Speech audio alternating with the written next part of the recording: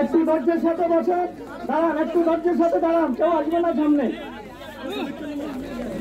আমাদের প্রিয় বাংলাদেশকে হাতে হাত মিলিয়ে জাতি ধর্ম বর্ণের ঊর্ধ্বে উঠে আমরা একটি সম্প্রীতির বাংলাদেশ গঠন করব ইনশাআল্লাহ। যেখানে আর দুর্বলের উপর জালিমের অত্যাচার চলতে দেওয়া হবে না, যেখানে আর দুর্নীতিবাজদেরকে সমাজের সাধারণ মানুষের সম্পদ লুণ্ঠন করতে দেওয়া হবে না, এখানে কোর্ট কাছারি আদালতকে দলীয় কার্যালয়ে পরিণত করতে দেওয়া হবে না। তাদের পরিবার পরিজন নিয়ে আসলাম পারি আল্লাহ দরবারে তৌফিক কামনা করে এই মুহূর্তে বক্তব্য ইসলামী কেন্দ্রীয় মজলিসের সম্মানিত